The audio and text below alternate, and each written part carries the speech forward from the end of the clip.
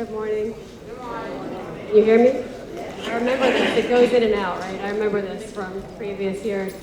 So I don't know if you remember Betty Hobbs used to come over and do the opening year memo with you. There's a big memo that all principals and all departments have to go over with staff at the beginning of each year, and it's just policy reminders. Remember Betty Hobbs doing that? Yeah. So I get to do it this year. And I was thinking last night about how early in the morning it is and how you hear it year after year. So I'm going to try to make it a little more interactive this year, right? Because you probably know it, so I'm just going to sort of maybe do a little Q&A as we go along. So feel free to, when I ask for answers, shout them out, because you know this stuff. And you're following them, I'm sure.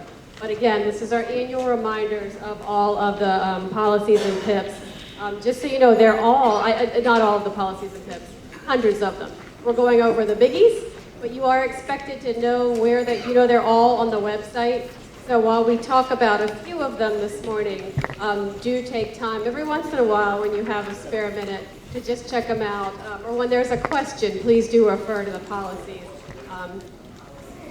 And then you're getting a handout that just covers all staff in the school division get this handout. This is just a list of what we're going to go over this morning.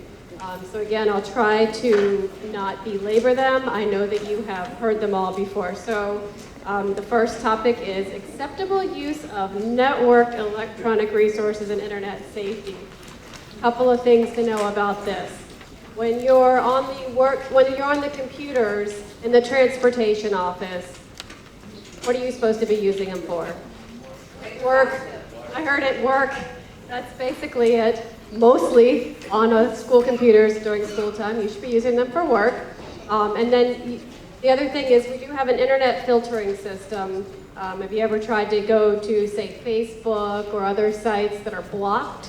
You ever get that stop? You've tried to go to a not so great place. It's a pretty robust filtering system, and of course it's there for the safety of students, so we just remind everyone, don't override it. There are ways to kind of get around it, but unless you have some need to override it related to your job, just stay within the parameters and we'll be just fine. If you ever did need to send emails related to work, do always use your APS email address as opposed to your personal email address. So anything work related that you're sending to your supervisor, coworkers, always just use that APS email address. That's it for email. On to one of my favorites, Child Protective Services. So do you remember what you are because you work in a school division? What do we call ourselves? We're all mandated reporters. Thank you, I heard it. We're all mandated reporters, and what that means, if you ever have a concern about a suspected incident of child abuse or neglect, you are required by law to report within, does anyone know how much time you have? Not much. 24 hours.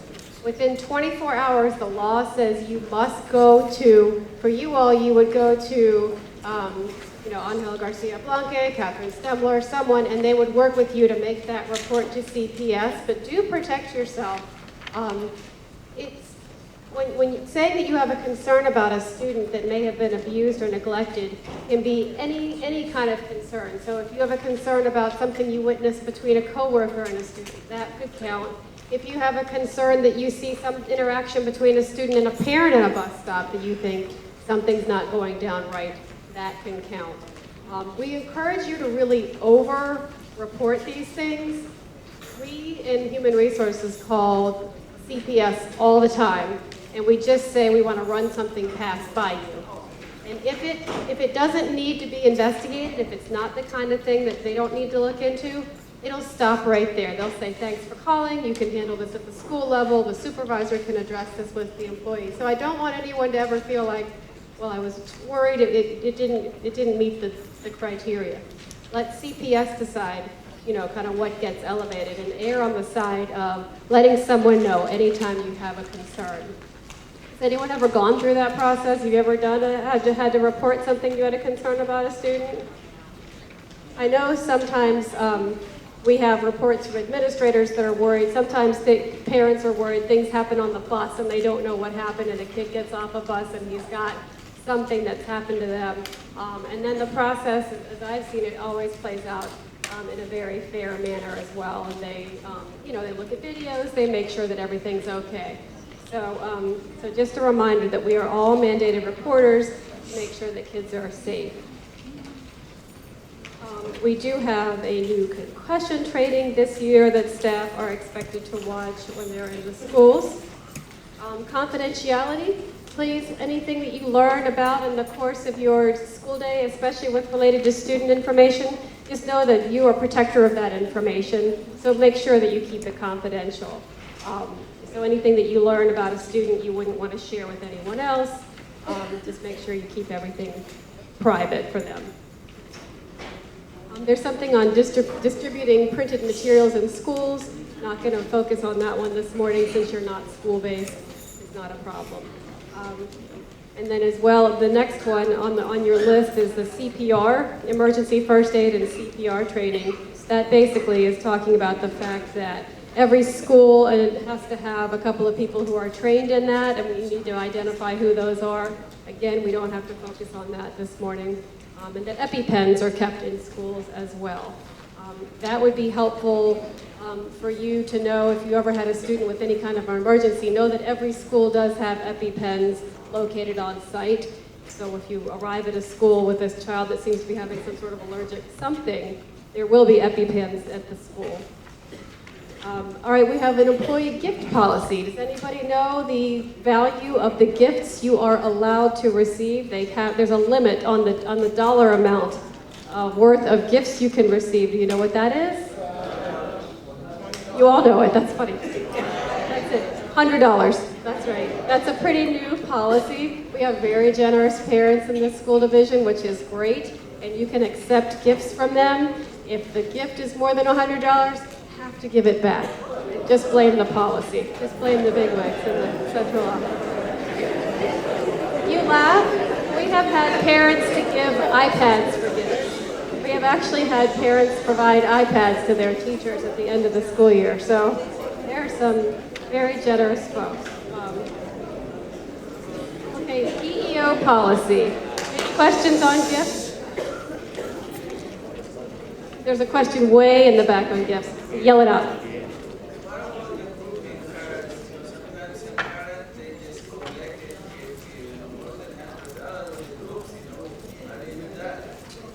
The question is a group gift, and the way that the policy reads, I think it was, if it's a group of different families, then I think you could look at and say that that's okay. But if it's from like a PTA, the way the policy reads, I know that this is out of the Department of Finance, not the Department of Human Resources. Just kidding. $100 or less during a school year from any one student, individual, family, or organization. So like even a gift, if PTA were to collect, even that organization, their gifts cannot exceed $100. And they should be made aware of that, those PTAs. He's not talking about that. He's talking about as a driver. There's parents that are out there and they give you something and it's more than 100 and they've all put in. Right, no, like I said, I think that would be okay because you could sort of look at it as if it's from 5 families. I wouldn't consider a group of 5 families to be an organization. I think that it's a little bit, there's some room for interpretation there. Hopefully that would be fine. All right, our EEO policy, we talk about this every year. We have, just want to remind everyone that you should all come to work and feel respected and valued. You should never feel that you're being treated differently on any sort of a variety of protected bases. So regardless of, does anyone remember some of the list? We have a very broad list of categories about which you're not to be harassed or discriminated. Does anyone remember some of them? Like, for example, race, religion, anything else you can think of that we say we do not discriminate on these bases? That's right. So I heard sexual orientation, national origin. We have marital status. We're very broad. Go ahead. Someone else? Religion. There's one that says genetic information, which means Let's say if in your health insurance we found out that you had a family history of some issue, we can't discriminate against you for that. Super broad. Economic status, gender identity or expression, or any disability. So the main thing to remember every year is that this is a school division that expresses its belief in treating everyone equally. And they've done it by saying on sort of any basis, any category you can think of. And if you ever do feel that way, then the policy, it's 35.4.4, does have the procedures for either filing a formal or an informal complaint. The most important thing is to make sure you all do feel valued, respected, and supported when you're at work. So that has the process. So that's the reminder for our EEO policy. We also do have, as you know, student bullying and harassment policies in place, and that's again where sort of you all come in. I know you see a whole lot going on sometimes with the students on your buses, so just make sure you're letting someone at the school know if you feel there's a student that's being bullied, because there are procedures that the school needs to follow up with bullying and make sure that all students are also being treated with respect and feeling valued. Can you hear me? Is it sort of working? Okay. Ethics is another one, just so you're aware. We do have our code of ethics. We call it our standards of conduct. They are contained in our disciplinary actions policy, and it's sort of a list of things that you are expected to do and not to do. So to do is, be honest, do your job, show up on time, follow the rules, wear your uniform. I forgot to mention, by the way, did you notice I'm wearing my traffic cone orange dress for you today? I dressed for a traffic cone just in solidarity with your vests. But anyway, so that's the code of ethics and what not to do. Don't steal, don't call in sick when you're not sick, just a whole laundry list. But know that that's where we codify our code of ethics. There is a rule on overtime. So basically for overtime, as you know, you all do get overtime when you work more than 40 hours a week. And for the reminders on that, that would be, and it's not as difficult to keep track of for our drivers as it is in the schools, because we pretty much know, or I should say your supervisors know, when you're out on an additional assignment or a field trip. Mainly it's that it needs to be approved in advance. I don't think if you're not approved for a field trip, you're going to go find one to do. So that one, I think we're all set here in transportation on that. Family and medical leave policy. Just as a reminder, everyone does have FML available to them. Once you've worked in the school division for a year, you're eligible to take up to 12 work weeks of family and medical leave. FML itself is unpaid. You are asked to take your paid leave days when you're out on FML. But again, what that provides you is some job protection. So anytime you're going to be out more than 4 days, we do ask you go ahead and fill out that paperwork if it's for either that you're ill or you're taking care of a sick or injured family member. We will ask that you do that paperwork. Oh, and there's a new benefit this year. It's nice to always talk about the new benefits that are out there. For people who are new parents, they have a new paid benefit. If you have a child, birth, adoption, foster care, anytime starting this July, the school board has added a 2-week paid parental leave benefit. You have to be on family and medical leave, but if you take FML for the birth of a child, then you may qualify for that benefit. And you apply through Michelle Brock in our office, who's the same person that does the family and medical leave benefit. Had everyone heard about the new paid parental leave? Good news, right? Nice to talk about some good news. I'll go ahead and segue to the other new benefit that's available this year, as long as we're going through policies. Everybody know we have a Live Where You Work grant to help you buy a home in Arlington? Heard of that? They have expanded that this year. It's an attempt to get employees who do not live in Arlington to move to Arlington. and it is a rental assistance grant. So if you're going to move outside of Arlington to an apartment or home in Arlington as a rental, there's a one-time grant. I think this year the grant is $500. You can apply through Human Resources for that. So if you're thinking of moving to Arlington, get in touch with us to see about this rental assistance. I know that it's not a huge grant, but it would help with a security deposit. It might help with that, some upfront moving costs. Questions about that? I'm hearing lots of chatter on that one.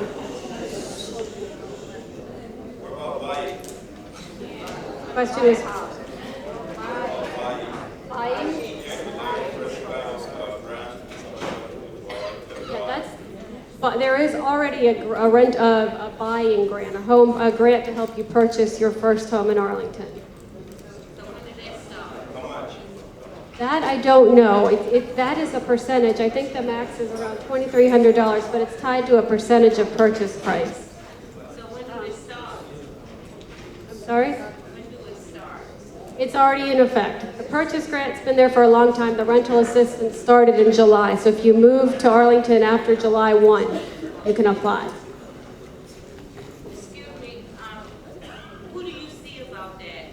Because Patrick Tian in Human Resources is the person, and his extension is, I'm going to get back to you on his I extension. know the extension, but what I'm saying is that I went into that, right?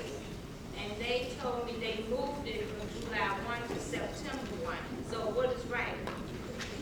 It was in effect as of July 1, so I would go ahead and give me a call. My extension is 6103, so give me a call about it, and I'll talk to Patrick, and we'll call you back, okay? Any trouble with the rental grant, just give me a call. It's new, so we're still working through it ourselves. It could be something like that.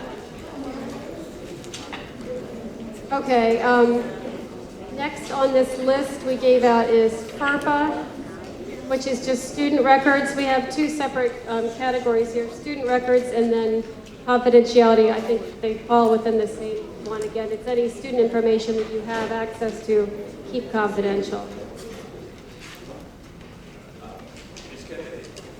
Questions? Yes. Do you have any grant for employees that want to go to college, get it free? Do they offer any kind of program? The question was about tuition assistance if you're going, tuition assistance if you're going to go back to school. Every employee group, so D scale, M scale, A scale, there's a scholarship fund for every group in the school division. So contact Human Resources about that. If you're going to take classes, they need to be related to your duties and responsibilities. There is tuition assistance available.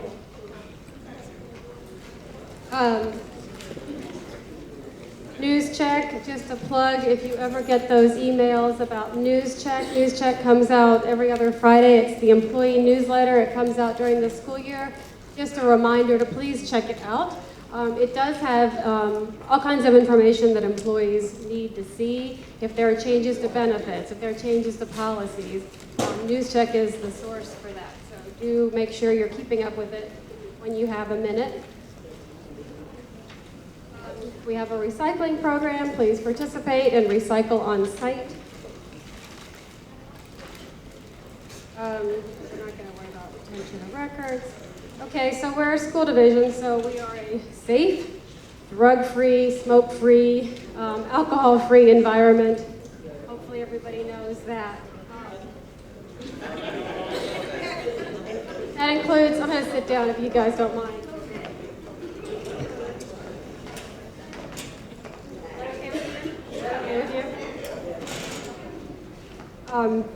That includes smoking in your cars, so if you need to take a smoke break at some point, just make sure you leave school property, because that does include, sorry about that, sorry to change the place.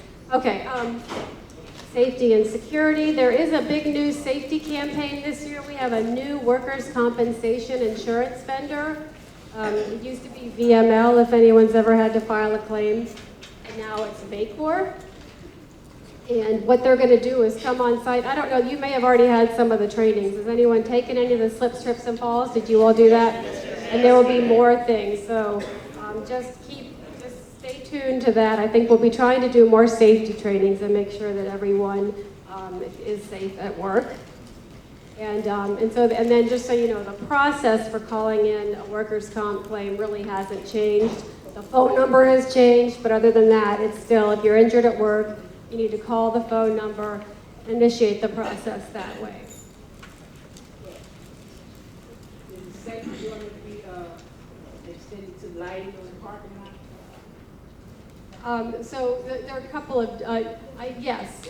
So the question was, is that going to extend to lighting in the parking lot? I can't speak to that specifically, but I can tell you that Baycor is very interested in working with our administrative officer, Terry Carson. She serves as our risk manager. They're working with her to determine where we need enhancements to facilities to make sure that things like if there's a lighting issue, if there are issues with, I don't know, sidewalks that aren't safe, whatever it is, they're coming on site and helping Terry to look into all of that as well. So we have a policy called Prevention of Sexual Misconduct and Abuse. Has anyone ever heard of that one? How about this question? The main things to know about the policy are when you're talking with students, mostly you should be keeping things work-related. The other thing is, let's say you come across a student at the end of your day and maybe her parent wasn't at the bus stop or she got stuck at the school because her ride forgot to get her. Are you allowed to put that student in your car and drive them home? No. There you go. Very good. You actually would be if you had talked to both your supervisor and the principal and the parent and got everyone's permission and everyone knew it. But other than that, be very cautious. You'd be surprised. We have very kind souls working here, and every year there are a couple where this happens because, they want to get the student to tutoring and they don't want them to miss something, which is great. Just make sure you need the parent's permission, you need your supervisor to have, know and have permission. You have a vehicle that students are allowed to ride in, so we won't belabor that one with you. You've probably got that one covered. The other thing it would just say is if you're ever going to communicate with a student, you only can do it over your APS email, not allowed to text one-on-one with the student. So as it becomes more and more prevalent, and you're also not supposed to connect with students one-on-one, for example, Facebook friending. So those would be the main things to know about that policy. And again, that is as much for student protection as it is employee protection, so everybody's very clear on boundaries there. I mentioned already our student bullying and harassment policy, and again, so the policies really, again, just talk about the fact that we do have a duty as staff members to intervene, step in if you ever see a concern with a student that might be bullied in some way. We also have a workplace violence policy, so if you ever had a concern about safety at work, our workplace violence policy 35.4.3 does have the procedures. You can contact HR directly if you feel that someone has made some sort of threatening statement, made some statement that they're feeling violent in some way. Also, you can let your supervisor know. They'll hook in with HR to address it. The main thing, again, is we want to make sure that everyone feels safe at work. Back to our EEO policy, again, too. So no one should ever feel that they are being subjected to any kind of harassment, sexual harassment, no sort of unwanted advances from coworkers. If people are making comments to you about your gender, or they're asking you out on dates a lot and you're not welcoming that, you can let someone know, and we will address that as well. Again, the main thing is we want to make sure that you're here and you're able to focus every day 100% on our students and doing your job, and not on avoiding someone or having to deal with behavior that is unwelcome to you.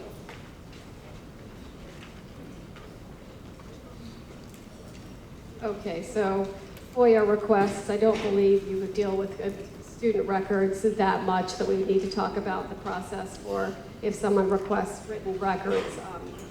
But do be cautious if you ever are writing notes about students, or putting in incident reports, or sending an email about something that happened on a bus. do know that all of those things are public records. I think we've talked about public records before. So be cautious about the way you speak about students. Be cautious about the way you talk about your coworkers. Try to keep it in a very sort of neutral and professional tone, because FOIA means any parent, any community member could go and say, I want all the records about this. I want to see everything that was written about, you know, my child, for example. And this would say we would have to give them up.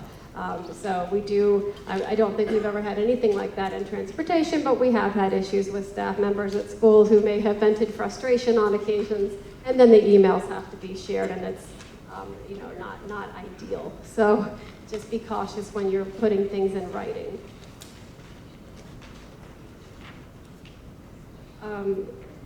Really the last thing is another reminder and plug that we do have 403B plans. So if you're trying to save a little bit for retirement, or you'd like to save a little bit more for retirement, we do have Lincoln and AXA are our two vendors for our benefits plans for those, and you can sign up to meet with them. You can call them and they'll come to transportation to meet with you at any time if you're interested in saving for retirement.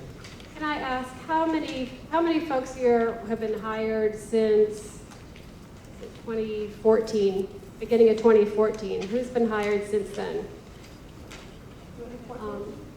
So if you were hired more recently and you didn't work for a school division before, you are probably in the Virginia Retirement System hybrid plan. You heard of a hybrid plan? So if you are hired in the last couple of years, new to a school division, you have an additional way to save extra money for retirement through the state plan. And so I would encourage you could give me a call. Again, my extension is 6103. There's a pretty good, if you put a little bit extra in your state retirement plan, if you're a hybrid employee, it's an investment account, it's in your name. There's a pretty sizable match that the schools make on your behalf. And I hate to see employees miss out on that money that goes to their retirement. So if you have questions, if you're a newer employee, they don't make it easy, this Virginia Retirement System hybrid plan, they don't make it easy to understand. But please do contact me if you have questions about how you might get some of that, you know, save a little bit more to get some of that school board matching funds. Okay, I want to make sure no one's missing out. Other things related to benefits, we do have open enrollment coming up in October. So please be watching out for that. We'll have our annual benefits fair. I know they're trying to do some other little benefits fairs around, and they're going to have one over here at facilities. I think that one's either October 19th or 20th, where they're going to have flu shots at the same time. If you come to the benefits fair at the Ed Center, you can sign up for health screenings. So watch out for that. If you have any changes you want to make to your health or dental insurance, including who you're covering or which plan you're on, October's the time. Those changes become effective at the beginning of January. And then if anyone has a flex spending account, anyone have a flex account, flex spending? Think about doing that. There's a couple. That's saving money on a pre-tax basis to help cover certain types of expenses. So there's one for medical expenses. So if you think, you have issues, you're gonna need certain medications throughout the year or need to go to the doctor a lot, you can save money pre-tax to cover those parts of those costs that they're outside of your insurance coverage, co-pays, deductibles. There's also a flex spending account. You can save money pre-tax to help with child care expenses. So if you have one of those flex spending accounts, you do have to go in each year and set it up during open enrollment. It doesn't just roll over automatically the way your health insurance and your dental insurance. So anyone has any questions about any of those, certainly just keep an eye out on the materials we'll be putting out during October, open enrollment. Come to the fair, and our benefits folks will be coming over again in October to explain everything in more detail and help you out with that. Always encourage everyone, if you don't want to make changes during open enrollment, to still go ahead and log on just to check and see what the rates are going to be for the coming year. It does look like we're going to have a bit of an increase in insurance this year. So, not sure what. I think Kaiser's 2.3% increase. And it looks like Cigna's are gonna be a bit higher, more around a 6-7% increase. So, and that's basically, every year, just so you know, we have a meeting with Cigna to talk about what our claims look like, where are the expenses coming in, and this year it's really pharmacy, and it's not pharmacy like, oh, we're using too many drugs, it's pharmacy as in prices are just rising astronomically for certain types of drugs. There's some new drugs on the market that are very expensive, and as I've talked about before, with our Cigna plans, we're self-insured, meaning the school division has to kind of estimate next year based on what we're paying, what will we need to pay next year to cover the costs that will be charged through Cigna. It's not that Cigna makes the decision. We have to based on our claims every year. So that's going to be the news for that. So do make sure you take a look and log on during open enrollment to see exactly how your rates will look for 2017. That means we're gonna get more money on our paychecks because we pay for some of this.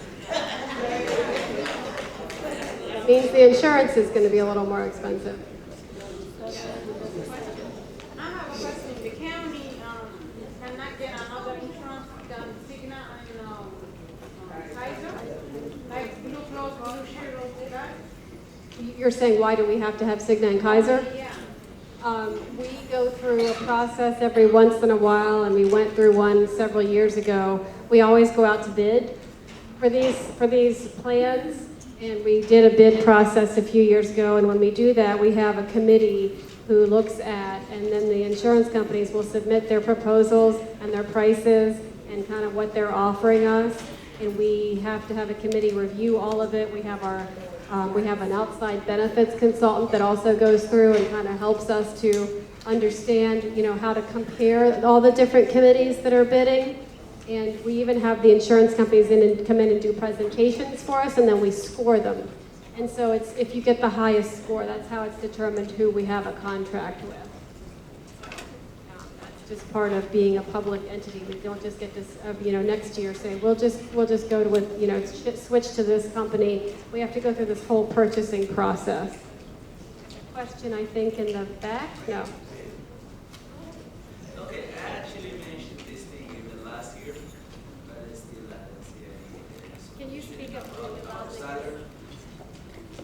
About our salary, Yes. last year I actually mentioned for you this happens because the salary adjustment, or I don't know, the scale is not, for me, is not the right way in mostly, like, for example, the 5-year or 4-year driver, experienced drivers for an APS here, the salary scale, and the new driver, it comes like with the 2 or 3 year, with the 2 or 3 year experience, that's higher than the 5-year, regular driver over here. I don't know, that salary adjustment, still you guys not fixed it yet. How come the 3-year experienced driver get the money more than the 5-year experienced driver here? Yeah. So, a couple responses for that. The issue that has been raised, if everybody could hear, was about the fact that sometimes someone's hired from the outside. Let's say they have 3 years experience driving with another school division or Arlington County, and they're coming in and they're ending up making a higher salary than someone here who's been here for 5 or 6 years. And so the answer is something that happens across the board, and it's something the school division's been dealing with over the past, say, 8 years, since we've had a few years where we haven't done step increases.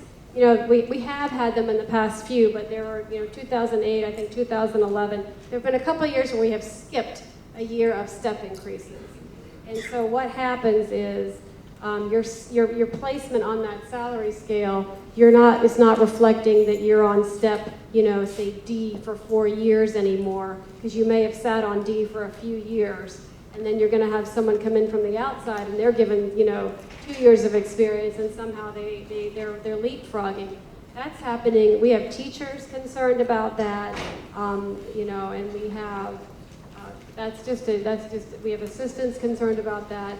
And then we also have the way our internal promotions work. If you get a promotion within APS, you get 2 steps from where you are versus someone hired for the same job from the outside will get all their years of experience. So there is a little bit of compression in the pay scale, and we're looking at it. I know I came forward last year and said we're doing this compensation study, and we're looking at how everyone is being paid. And truthfully, what happened is we hit some roadblocks on that. We have a new vendor now, new compensation person working on it, and they've just given the report. So they're going to be reporting out to the school board on October 20th. At that school board meeting, the vendor, Siegel Consulting, is going to be saying, at least we will be looking at where do our drivers compare salary-wise to all the surrounding school divisions, and where do our food service workers and where do our instructional assistants, and they're looking at how we compare with other jurisdictions. So they may make recommendations if we're lower than other school divisions, but the problem you're pointing out is sort of one that we're still looking at and struggling with, because again, we're still suffering from the effects of a few years of salary freezes. Yeah, because of that, I think driver, they need to go out from this company with that experience. You guys, you are not offering for drivers in this kind, situation. Because if I have a 5-year experience, the only thing, if I don't get any, equal salary on the APS, I have to look at it outside. That's the thing. You guys have driver short. In the others, last year, before that, we used to get some bonuses or something like that for a driver. Last year, we didn't get anything. What happened? So do you mean the bonus? We've given bonuses for the past few years for employees when we have a step increase, but those who are at the end of the pay scale, we're getting a bonus. Is that what you? And this year, the board did something different. This year, we got a step increase. So if you are not already at the top of the pay scale, you are going to get that pay increase for this year. Instead of giving a bonus for those at the top of the pay scale, for those steps that have longevity steps at the end where you just sit, they raised those longevity steps as well. That's what they did this year. So, but again, it's all the subject of, we are at least looking at how are we paying compared to our neighboring school divisions. So there could be, some suggestions made there at the school board meeting in October. So hopefully we'll move forward and correct inequities as we find them. Okay. Everyone, hold your question until it's quiet, because I'm not here early. Give it a try. Go ahead. Yeah, I had a question about, because they need outsource from facility care transportation when they do the interview for specialty drivers.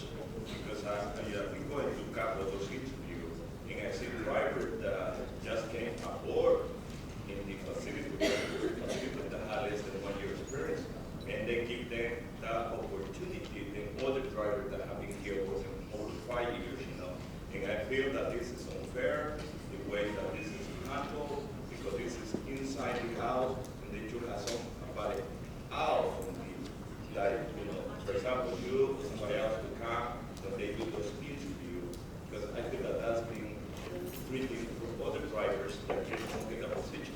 And myself, I've been treated unfairly, because we have more years experience here, and I have some experience with special needs. I did that in one of our projects 2 years ago, 3 years ago, and I feel that they should look into that, and treat everybody equally, and I feel that that's not the way we're doing here. Okay, so you've expressed a concern that certainly people share.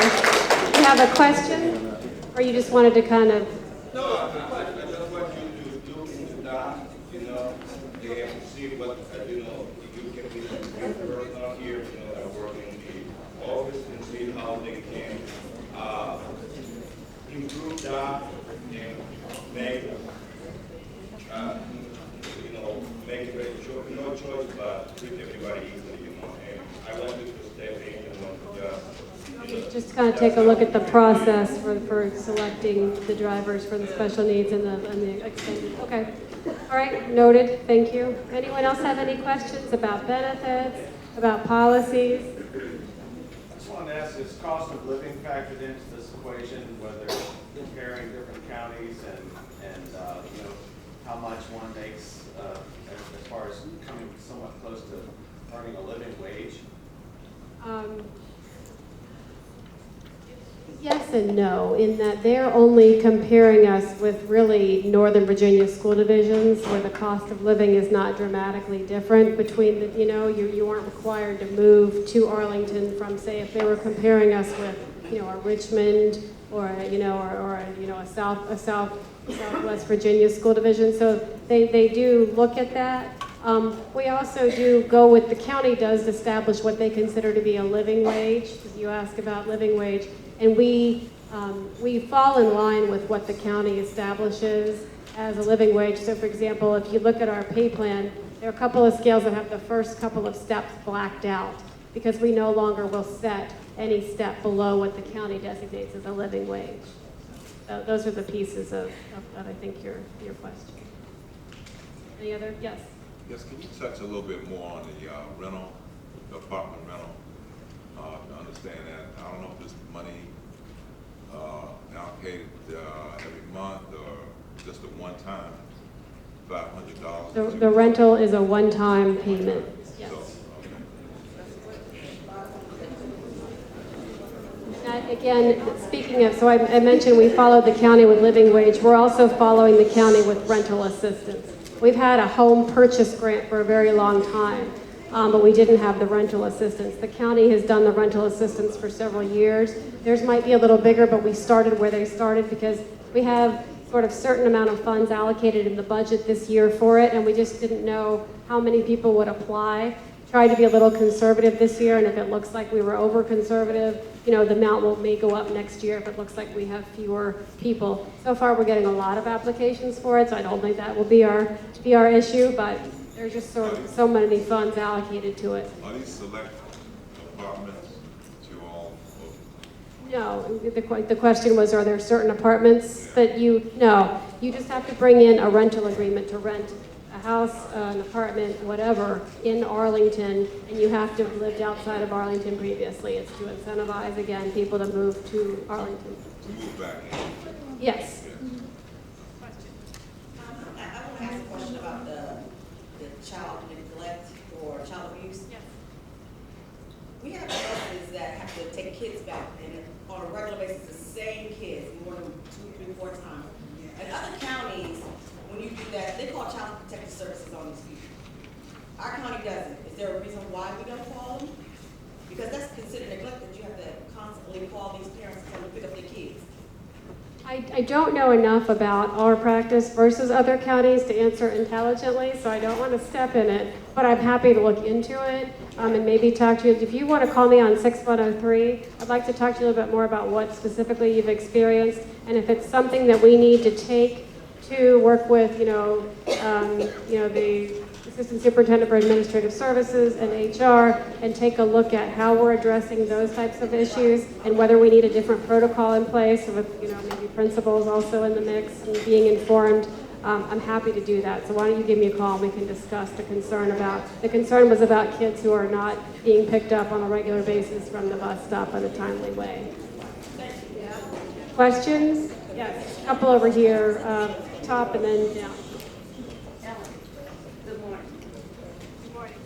If someone moves out of a D scale into a G or E scale, will their leave that they accumulated in the D scale transfer over, or they have to use it or lose it? So basically the question, I think, is if you're moving from one 12-month position to another 12-month position, and that leave will transfer. The tricky part is when you're going from a 10-month to a 12, and you've got to figure out, or vice versa, how to shift it. But if you're going 12-month to 12-month, it will stay with you. Okay, so if you're 11 months going into a G or E, you have to use it or lose it. But if you're 12 months going, it transfers. Right. 11-month isn't strictly use it or lose it, but they have some I may defer that part to payroll when you go. Yeah, payroll's on next after me, so I'll add that to the list of questions they take at the end. And then there's someone behind you that had a question as well. Hello. I just wanted to know a little bit about, do we still have the military buyback program, like the time towards retirement? And is it a time limit? How do you go about doing that? Does it come out one lump sum when you buying the time back? We do still have so the question is about buying service credit with the Virginia retirement system based on other federal or state time that you may have put in another job. And the answer is yes, you can still buy back service credit, but I don't know the details around it. Michelle Brock in our office handles that piece. And so definitely call Michelle. She has to work pretty closely with VRS because they have super complicated formulas that figure out kind of what the price is. And you've got to look at what the cost of buying it back is versus, how long would you have to be collecting your retirement to make it worth your while to spend that upfront sum. So Michelle Brock is your person for more detailed questions on buying back, but it is still available.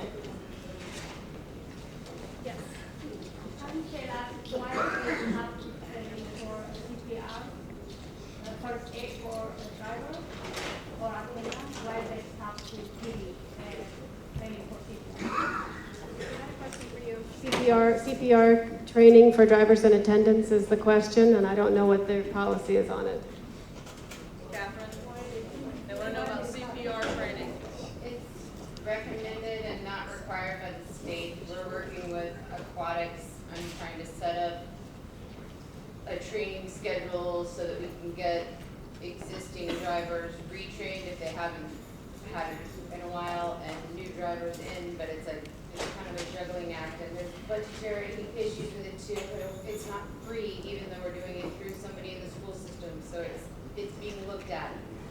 Just so the answer, just for posterity's sake, is that it is not required by the state, but the transportation is currently working with the aquatics department, who's right now spearheading all the trainings that we're doing for CPR.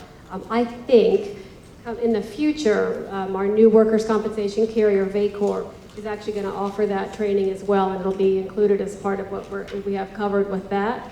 So hopefully it won't be a budgetary impact soon, and we can make sure it's more widely available. The